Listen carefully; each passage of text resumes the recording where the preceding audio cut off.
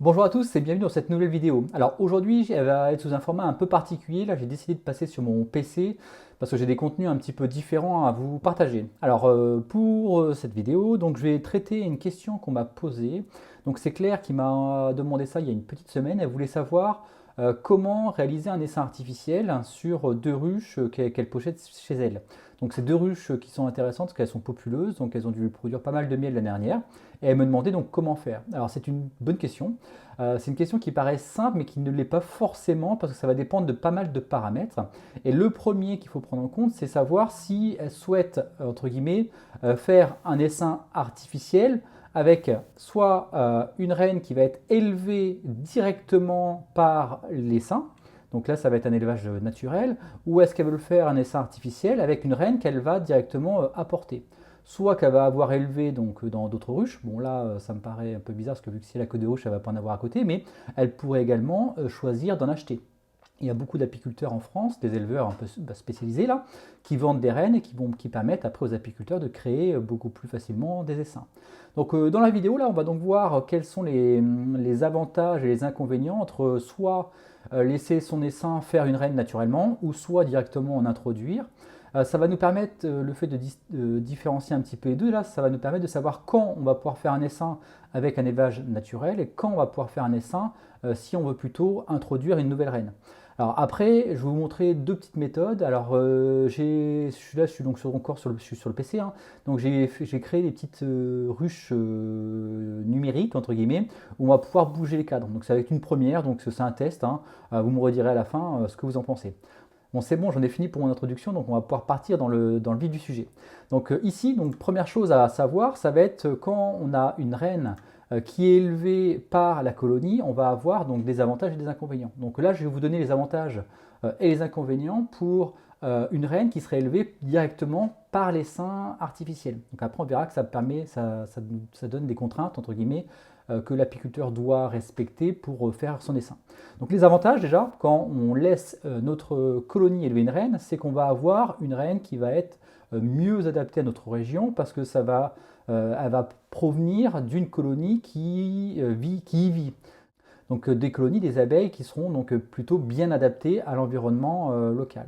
Donc ça c'est plutôt donc une bonne chose parce que c'est vrai que si vous achetez des rennes si vous ne faites pas forcément attention à la provenance, vous pourriez vous trouver avec des rennes qui ne seraient pas forcément très adaptées à votre coin. L'autre petit avantage, c'est que c'est quand même beaucoup plus naturel. Naturel dans le sens où c'est la colonie qui elle-même va élever sa nouvelle reine. L'artificiel va se développer plus naturellement. L'autre avantage, c'est que ça va être quand même économique. Une reine, il faut bien voir que ça coûte entre 30 et 50 euros, donc ça peut représenter un coût assez important.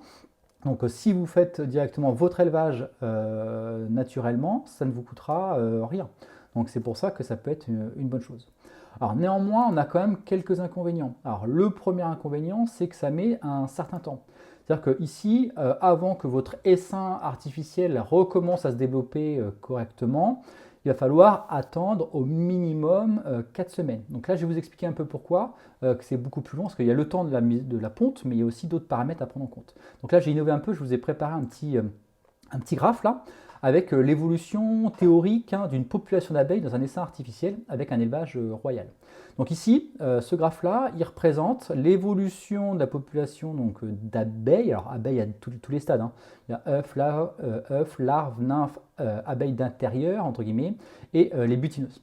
Donc ici, donc quand on prend à J1, J0, ça va être le moment où on va faire notre essaim artificiel, donc avec un élevage naturel. Donc là, on va avoir donc, la formation des cellules royales. Donc ensuite, le 14e jour, on va avoir la naissance de cette reine.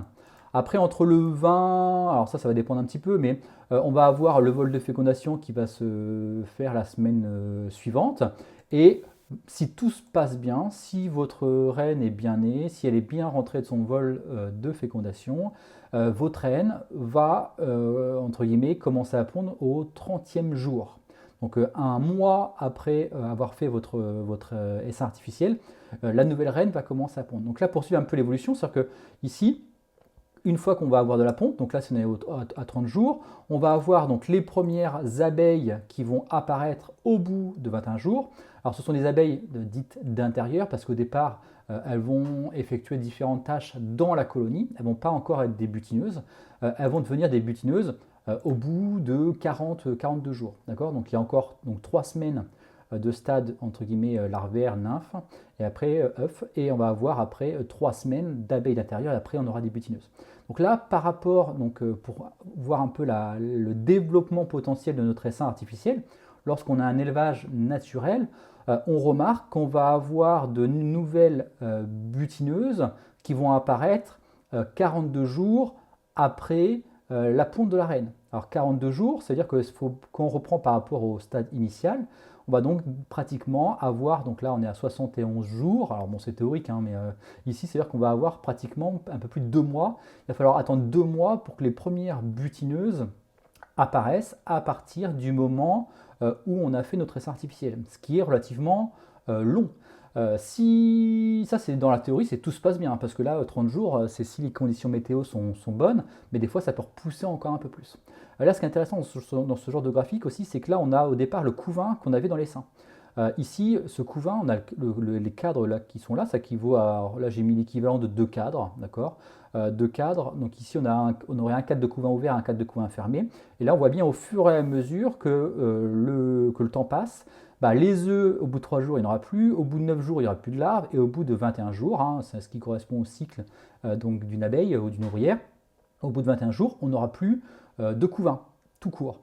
Et donc là, si on poursuit un petit peu, si on n'a plus de couvain tout court, on va remarquer qu'au bout de là une quarantaine de jours, donc 3 semaines après, on n'aura plus d'abeilles d'intérieur, et au bout d'un certain temps, toutes nos butineuses, donc là à peu près 70 jours, donc là il y a moi, ce que je compte, 3 semaines d'abeilles d'intérieur, 1 mois d'abeilles butineuses, donc ce qui fait à peu près 71 jours. Alors c'est théorique, les abeilles au bout d'un moment peuvent vivre peut-être un peu plus longtemps, mais là on peut se dire que déjà au bout de 71 jours, toutes les abeilles qu'on aura donc, dans notre essaim initial seront mortes. Donc il faut bien faire attention à ça, c'est-à-dire qu'il faut quand même faire au départ un essaim qui va être suffisamment populeux pour que ici on n'ait pas un creux et que la colonie ne puisse pas se développer correctement. Là, si vous faites une colonie trop faible, la reine elle aura beau pondre, mais elle ne pourra pas forcément pondre beaucoup parce qu'il n'y aura pas forcément assez d'abeilles qui pourront entre guillemets s'occuper de nourrir ce couvain. Et si votre reine, entre guillemets, ça c'est des choses qu'on peut entendre, entre guillemets, c'est que on va dire c'est bon, ma reine, j'ai fait un essaim artificiel, ma reine, elle s'est pas faite féconder correctement. Là, on a laissé un peu plus, on a laissé 15 jours de plus pour être sûr qu'il n'y ait pas une reine vierge ou autre qui était dedans, ou si les conditions météo n'ont pas été bonnes.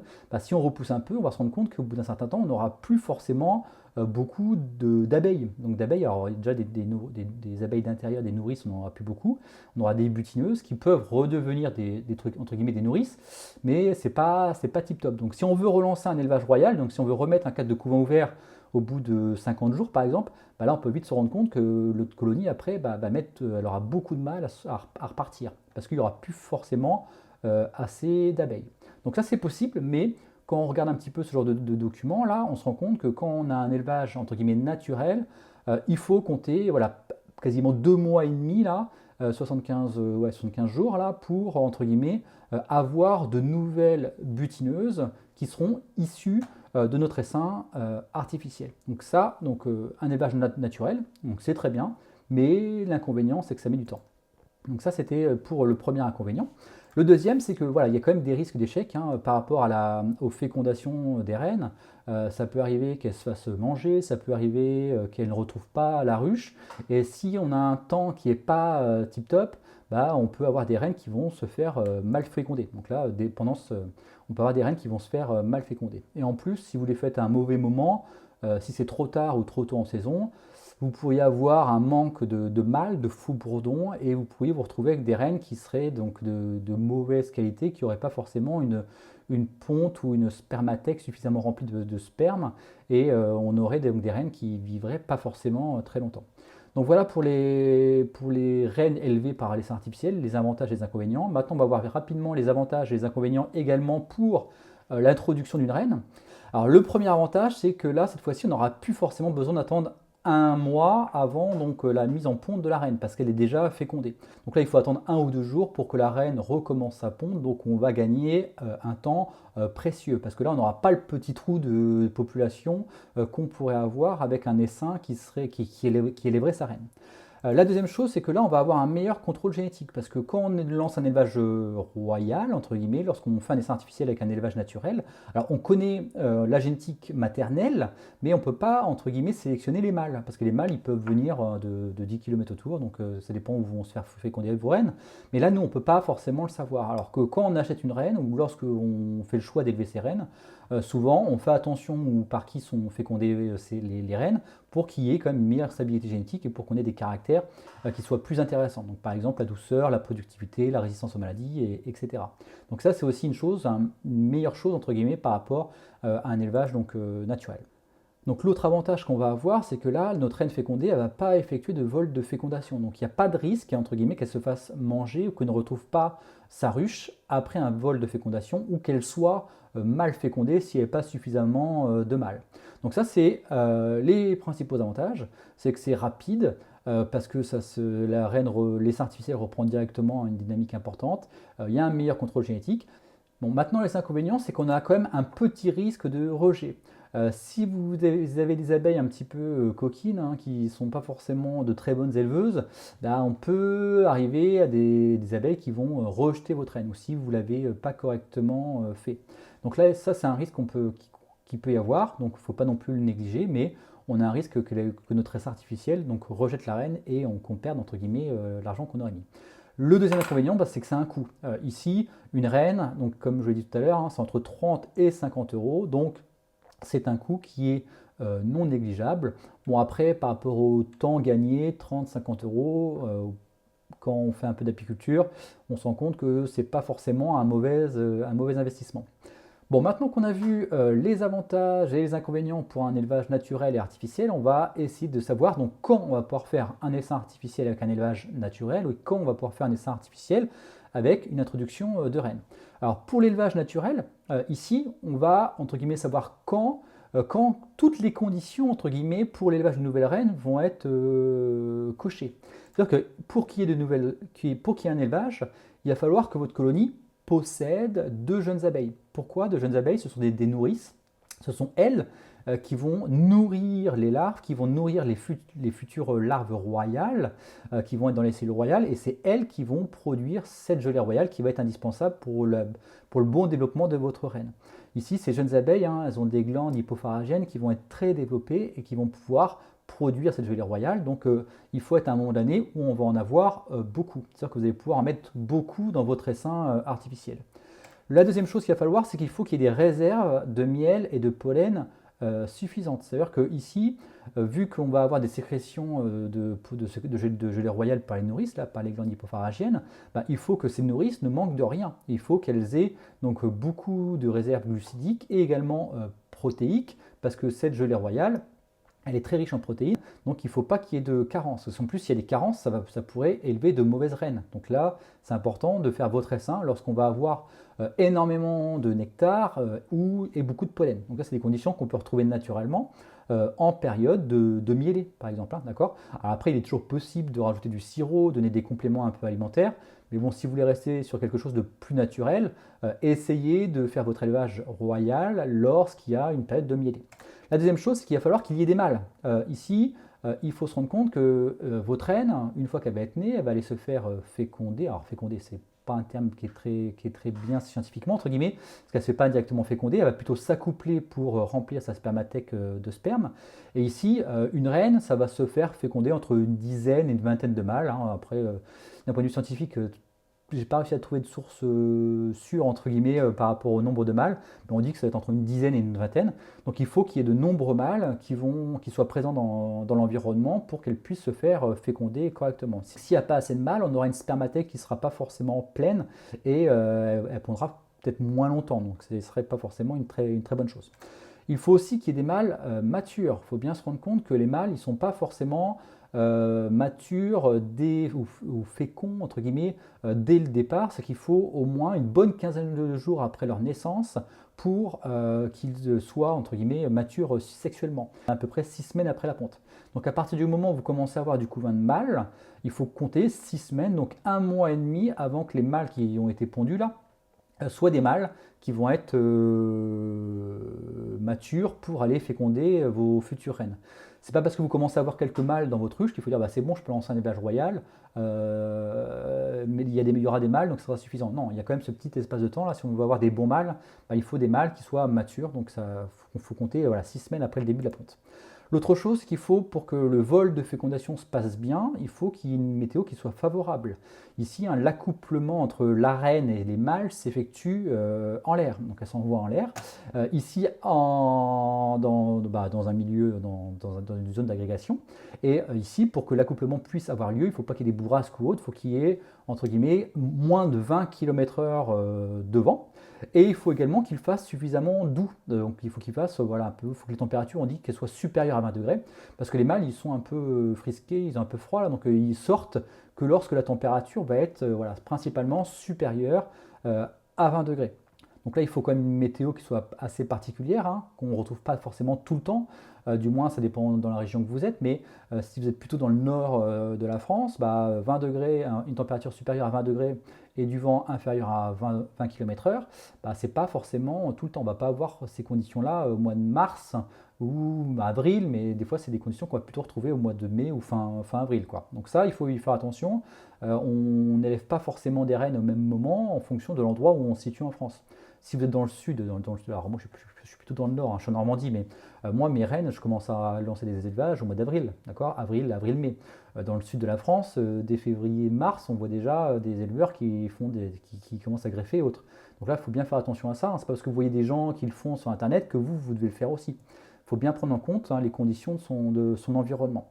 Donc ça, ces conditions-là, donc de jeunes abeilles, des réserves suffisantes, des mâles en nombre, des mâles matures, une météo favorable, on va dire qu'on retrouve ces conditions-là entre avril et fin juin. Il ne faut pas le faire trop tard non plus parce qu'après votre colonie n'aura pas forcément le temps de se développer.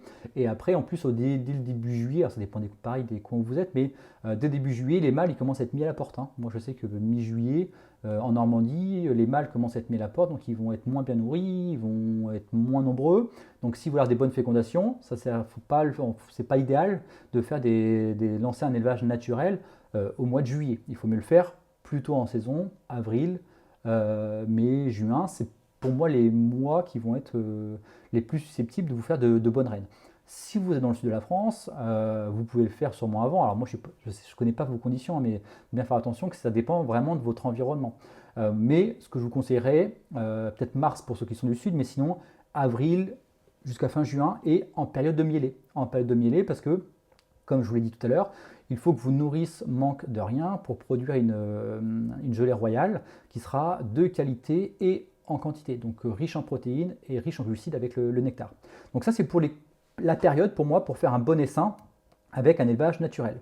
Maintenant, pour un élevage avec une introduction d'une reine fécondée, donc là c'est beaucoup plus simple hein, parce que ici, entre guillemets, vu que l'essaim n'a pas besoin d'élever la reine, elle aura moins besoin de protéines, de nectar.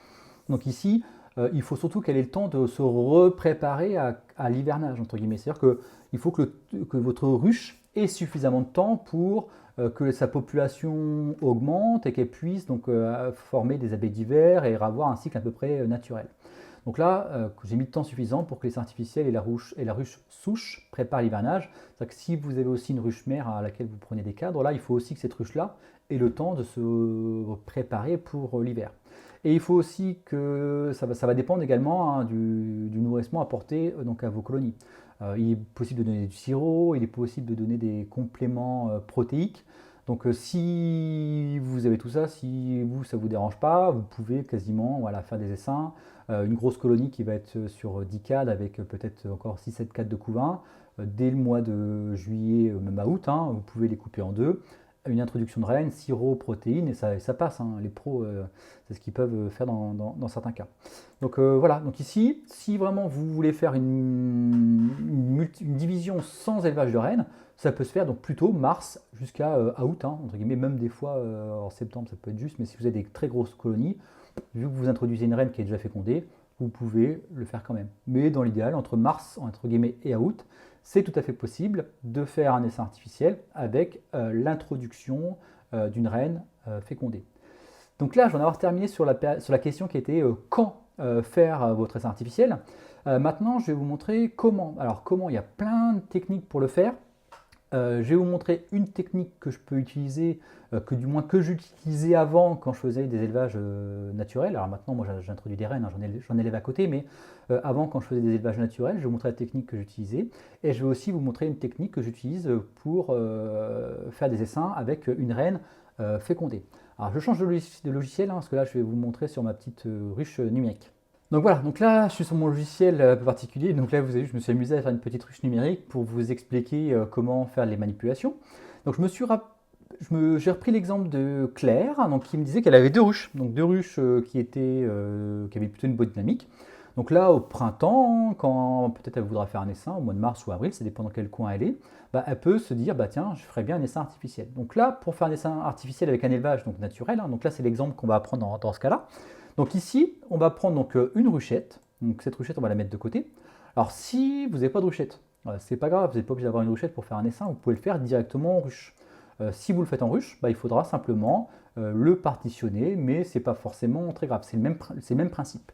Donc là, si on reprend ça, on va donc avoir deux ruches, donc la ruche numéro 1 et la ruche numéro 2, qui va être donc populeuse, qui va être sur 7 à 8 cadres de couvain. Donc là, moi, les petites couleurs que j'ai pris jaune clair pour le miel, jaune et orange pour le pollen, et violet et rouge pour le couvain ouvert et le couvain fermé. Le couvain ouvert, on aura donc des œufs et des larves, et le couvain fermé, on aura des nymphes. Donc ici, vous avez vos deux colonies qui ont la même force, et donc là on a deux possibilités un petit peu. Donc soit on fait le choix de faire un essaim sur une seule ruche, comme ça on ne pénalise pas forcément l'autre, ou on fait un essaim en prenant un cadre ou deux de chaque ruche. Donc ça peut être intéressant si vous souhaitez par exemple limiter le risque d'essaimage. Vous pouvez vous dire, bah tiens, je vais ponctionner un peu de couvain dans les deux ruches, comme ça va permettre de redonner un cadre de cirgofrée à notre colonie, à notre reine, pour qu'elle ait un peu plus de place pour pondre. Donc ça peut être une manière de faire pour, entre guillemets, limiter le risque d'essaimage. Donc là, c'est parti. Donc j'ai ma ruchette qui est prête, donc ma ruche qui est ouverte, donc là je vais pouvoir prendre les cadres. Donc comme je l'ai dit tout à l'heure, il faut isoler la reine, donc soit vous la mettez dans un petit... Voilà. Donc première chose que je vais faire, je vais prendre donc, un cadre de couvain ouvert qui contient les œufs pour que l'essaim puisse élever notre nouvelle reine. Alors je le mets en position 2. Je vais prendre également un cadre qui contient du couvain fermé pour que ma colonie, entre guillemets, puisse avoir à peu près les deux, qui une certaine cohésion, une certaine homogénéité au niveau du couvain, qui est soit des couvains ouverts et du couvain fermé. Donc là, je vais prendre un cadre qui va être entièrement pondu, tiens, par exemple. Ensuite, il va falloir quoi? Il va falloir également du miel, c'est-à-dire qu'il faut qu'il y ait du miel en quantité importante dans notre essaim pour qu'il y ait suffisamment de réserves glucidiques dans notre ruche. Et là, ce qu'on se rend compte, ce qui va manquer, ça va être du pollen. Pourquoi ça va manquer? Parce qu'on n'en a pas du tout. S'il n'y a pas de pollen, hein, nos nourrices ne pourront pas produire une gelée royale qui va être de bonne qualité. Donc, ça risque de faire une carence et avoir des reines qui ne vont pas être tip-top. Donc là, on prélève, donc on peut prendre là ou là, comme ça dépend comment on va prendre à l'extérieur. Donc on prend un cadre de pollen, et on va donc avoir les 4 cadres qui vont permettre donc, de produire notre essaim. Alors là, si vous avez fait un essaim qui est assez peu populeux, entre guillemets, vous pouvez donc directement rajouter une partition, et comme ça va vous faire une petite colonie. Si vous avez fait un essaim qui est assez fort, n'hésitez pas à mettre, entre guillemets, un cadre de cirgofrée, ici, entre le couvain et la réserve de pollen miel, là, et comme ça, les abeilles qui vont être dedans pourront étirer et commencer à faire un peu de place pour les futures reines. Et au moins, ça pourra les occuper d'ici là. Donc ça dépend un peu de la force de votre colonie. Et avec ça, donc, vous avez du miel, vous avez du couvain ouvert avec des œufs, des larves, donc, qui va permettre d'élever une nouvelle reine, du couvain naissant, entre guillemets, c'est des nymphes, donc c'est des abeilles qui vont naître assez vite, et vous avez un cadre de cirgofrée et du pollen également pour créer de la gelée nourricière, pas la gelée nourricière, mais de la gelée royale de bonne qualité. Alors la partition, ça peut être rajouté, ça peut être un nourrisseur à la place, hein, si vous avez, il n'y a pas de souci. Donc après, vous refermez tout ça. Non, avant de refermer, pardon, j'ai oublié de vous dire quelque chose. Il faut qu'il y ait, comme je vous l'avais dit tout à l'heure, beaucoup de nourrice. C'est-à-dire qu'il ne faut pas que l'essaim manque de nourrice pour produire de la gelée royale. Si vous avez un doute sur la quantité de nourrice, ce que vous pouvez faire, c'est que vous pouvez prendre un cadre avec du couvain ouvert. Donc là, par exemple, alors sans la reine, hein, mais là, si je prends celui-ci, par exemple, là, il y a un cadre avec du couvain ouvert, du couvain fermé et un peu de miel pollen. S'il y a du couvain ouvert, il y aura des larves à nourrir, donc il y aura forcément beaucoup de nourrice dessus. Donc là, ce que vous pouvez faire, c'est que vous pouvez prendre ce cadre-là, hop, et le secouer par-dessus votre ruche. Alors là, vous retirez la partition. Au pire, vous tirez la cire gaufrée, vous faites ça au départ, mais vous pouvez secouer à l'intérieur votre cadre, et comme ça, vous allez avoir des nourrices qui vont redescendre. Donc vous faites ça avec un cadre, vous faites ça avec l'autre qui contient pas la reine, bien sûr, hein. Donc là, vous resecouez, et au moins, comme ça, vous allez avoir des nourrices qui vont être en quantité importante dans votre essaim. Donc une fois que vous avez pas mal de nourrices, hop, là, vous refermez tout ça, tac, et vous, hop, voilà, mon toit était là, et vous refermez tout ça. Alors pensez à fermer aussi l'entrée, hein. Là c'est que là je n'ai pas fermé, mais pensez à fermer votre essaim et vous le déplacez à plus de 3 km. Alors pourquoi plus de 3 km? Parce que les butineuses, vu que là il n'y aura plus forcément de reine, elles pourraient avoir tendance, les butineuses, même les nourrices qui sont les abeilles d'intérieur les plus âgées, elles pourraient avoir tendance à retourner à la ruche mère, à la ruche souche, et ça pourrait le dépeupler un peu. Donc là il faut vraiment qu'il y ait quand même de la population pour maintenir au chaud déjà le couvain, parce que là vous avez vu c'est un grand cadre. Pour maintenir le couvain au chaud et pour élever votre reine et pour que votre essaim puisse vite se développer par la suite, hein. Vous rappelez le petit graphique avec le temps là, plus votre essaim sera gros, plus il pourra se développer rapidement, plus votre essaim sera petit, plus la dynamique il va avoir du mal à partir. Donc privilégiez un essaim qui va être assez fort. Donc là, si vous voulez, alors je vais en profiter pour vous expliquer un petit peu ce que vous pouvez faire après sur votre ruche numéro 2, là, votre ruche mère, entre guillemets, comment replacer les cadres. Alors ici, pour replacer les cadres, il y a deux écoles, entre guillemets. Alors l'école principale, entre guillemets, c'est qu'on essaie de toujours maintenir la cohésion de la grappe, c'est-à-dire qu'on essaie toujours de resserrer le couvain au centre, et on évite de casser cette cohésion-là. C'est-à-dire qu'on laisse le couvain ensemble, et on va agrandir en mettant des cires gaufrées autour. Donc là, ce que vous pouvez faire, ça serait par exemple mettre une cire gaufrée ici, en position numéro 7, et en rajouter une en position numéro 1. Et comme ça, là, on va avoir donc un cadre de cire gaufrée qui serait produit ici. Si vous avez un petit doute, vous pouvez aussi décaler tous les cadres et juste mettre une cire gaufrée d'un côté à ce niveau-là. Alors, si vous avez des ruches qui sont un peu des Formule 1, alors par exemple, c'est Julien Frison, je crois, j'espère ne pas écorcher son nom, l'abeille de Lorraine, lui, des fois, il a des colonies qui sont, on voit ses vidéos sur Internet, hein, je ne sais pas si vous avez déjà été voir, mais il met ses cadres de cire gaufrée directement en plein milieu. Ces ruches, elles construisent bien, elles sont très populeuses, donc il n'y a pas forcément de souci. Mais bon, vous, si vous n'avez pas des Formule 1, ne mettez pas un cadre de cire gaufrée en plein milieu, vous risquez de refroidir le couvain et dans le pire des cas, ça pourrait quasiment scinder votre essaim en deux et les abeilles pourraient ne plus aller s'occuper de ce couvain-là et ils pourraient mourir. Après, s'ils meurent, on va avoir du couvain en décomposition, ça pourrait donc entraîner des maladies. Donc ça, il faut quand même éviter. Donc là, vous remettez vos cadres, donc avec un cadre de cire gaufrée ici. Si vous pouvez, vous remettez une partition isolante. Et comme ça, la semaine d'après, vous revenez, vous redécalez, comme ça. Donc là, on est à J+7, hein. Donc vous redécalez. Normalement, ce cadre-là sera construit. Donc ce que vous pouvez faire, vous pouvez déjà en profiter pour replacer ce cadre construit au milieu. Comme ça va vous permettre de vous faciliter la tâche lors de la rotation des cadres. Parce que là, normalement, c'est des vieux cadres, hein, des cadres de l'année précédente. Donc là, en remettant ce cadre au milieu, vous allez, comme ça, après, à l'automne, avoir donc, le couvain qui va être au milieu. Le couvain va peut-être ne plus être sur les cadres les plus anciens. Comme ça, vous allez pouvoir les retirer plus facilement. Donc là, vous remettez une cire gaufrée en position entre le couvain et tac, le pollen nectar, et ainsi de suite. Si vous avez une colonie forte, mettez 2 cires gaufrées d'un coup, il n'y a pas forcément de souci. Bon, après, si vous faites des visites régulières, un cadre de couvain, un cadre de cire gaufrée voilà, toutes les semaines, ça permet de augmenter progressivement la taille de votre essaim. Rien ne vous empêche, même si votre essaim n'est pas sur 7 à 8 cadres, de remettre la hausse. D'accord, il y aura pas mal de butineuses, donc remettez la hausse. C'est pas grave, on peut, si la ruche est populeuse, hein, on peut mettre une hausse sans souci avec un essaim qui n'est pas complet en dessous. Au moins, ça va permettre ça va surtout éviter que vos abeilles vous remplissent de nectar le cœur de la ruche, le corps là, et ce qui pourrait donc être embêtant. Donc là, l'idéal, c'est comme de remettre la hausse. Vous refermez tout ça, et vous avez comme ça votre essaim qui est fait et que vous allez pouvoir déplacer. Donc je vais terminer avec cette première méthode. Donc ça, c'était la méthode avec un élevage naturel. Tac. Alors voilà la deuxième méthode maintenant, ça va être une méthode où on va pouvoir faire un essaim artificiel avec l'introduction d'une reine. Donc là, moi, je vais vous montrer la méthode que j'utilise. Alors moi, quand je fais un essaim, c'est que je fais un essaim pour limiter le risque d'essaimage. Donc c'est quand mes ruches sont très fortes et qu'elles vont être sur 7 à 8 cadres de couvain et pratiquement plus que du couvain fermé. Lorsqu'on a principalement du couvain fermé par rapport au couvain ouvert, c'est que voilà, on va bientôt arriver en fièvre d'essaimage. Donc c'est à partir de ce moment-là que je fais mon essaim.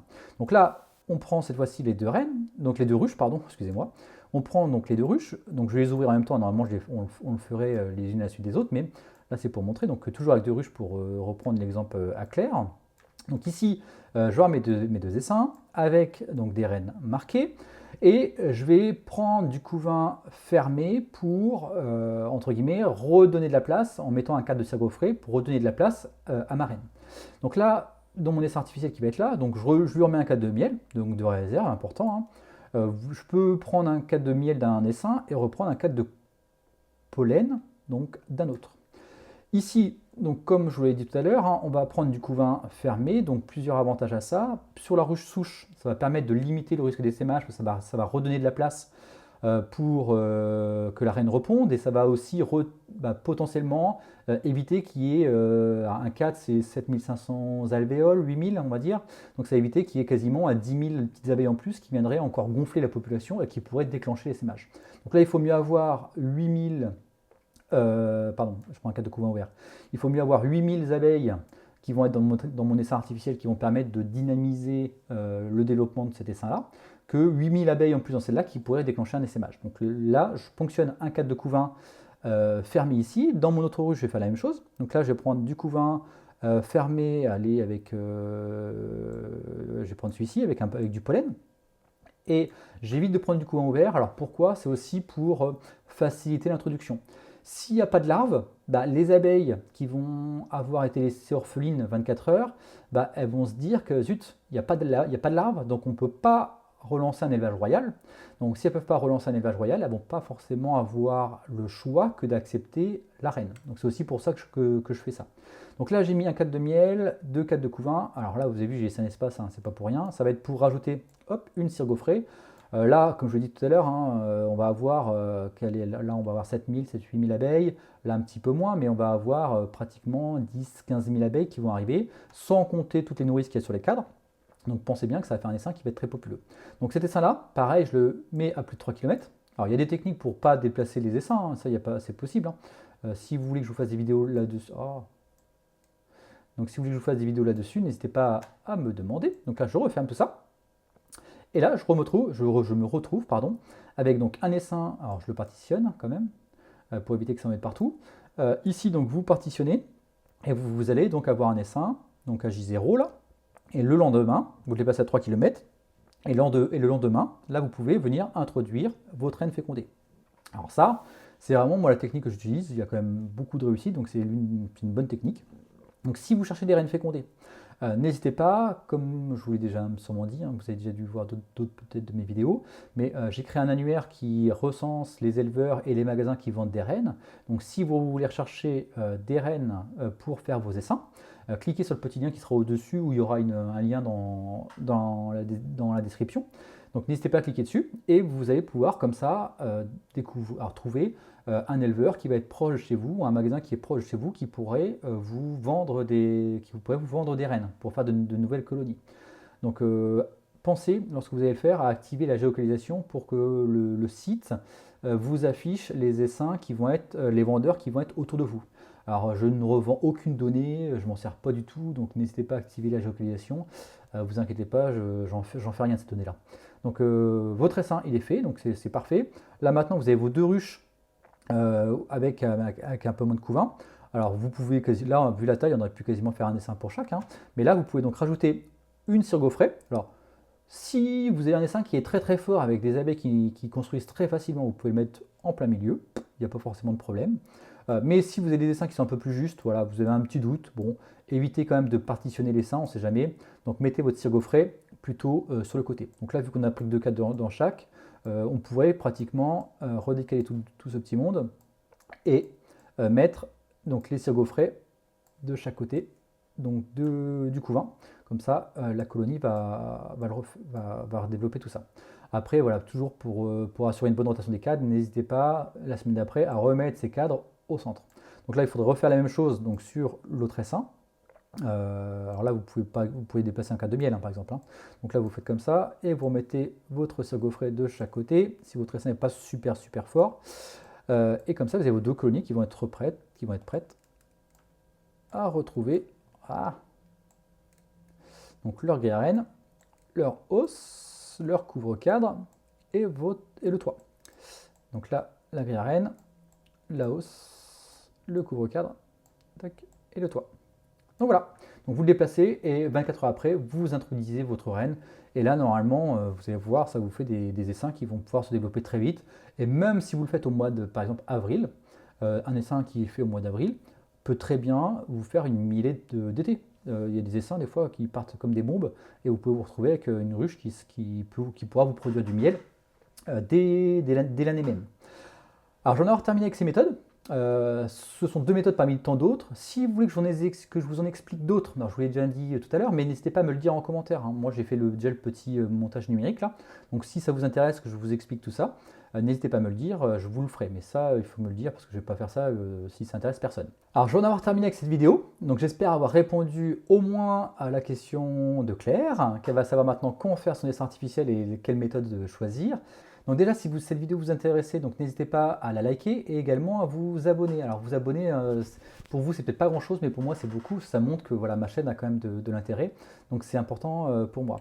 En plus, donc, si vous voulez aller un peu plus loin, j'ai créé une application Android et iOS là, et un site internet qui s'appelle Les Petits Appis. Et dessus, je donne des conseils, j'ai un petit guide aussi qui permet de savoir quoi faire dans sa ruche en fonction des grandes phases de développement de la colonie. Donc n'hésitez pas à aller y faire un tour. Donc, et vous allez également avoir donc, un annuaire avec donc, des éleveurs d'abeilles pour acheter des nouvelles colonies ou pour acheter des reines là, pour faire un essaim artificiel. Vous allez également avoir des magasins où vous allez pouvoir vous équiper de matériel et, pour s'occuper de vos ruches et pour produire votre miel. Et vous allez également avoir des lieux de formation. Parce que là, moi, je propose des petits cours, des petits conseils, mais il y a sûrement autour de vous des apiculteurs qui sont aussi qui partagent leur passion. Donc n'hésitez pas à regarder autour de vous, il y a sûrement des lieux de formation et ça va vous permettre d'échanger avec d'autres pour avoir les spécificités de votre région. Parce que là, comme là, vous avez pu comprendre un petit peu avec les essaims artificiels, hein, l'apiculture, c'est quand même quelque chose qui se fait localement. Sur internet, quand on voit ce qui se passe, entre un apiculteur qui va être dans le sud de la France ou dans le nord, ça n'a rien à voir, d'accord? C'est pas du tout les mêmes moments, donc il faut y faire attention. Et si vous êtes débutant, allez dans un syndicat autour de vous et ils vont pouvoir vous aider au mieux. Alors une autre petite chose que vous pouvez faire, hein, donc j'ai créé aussi une newsletter, donc vous avez le lien dans la description et comme ça vous allez pouvoir recevoir, voilà, je vais essayer de vous envoyer assez régulièrement des petites infos pour vous occuper au mieux de vos ruches. Allez, je vous dis à la prochaine.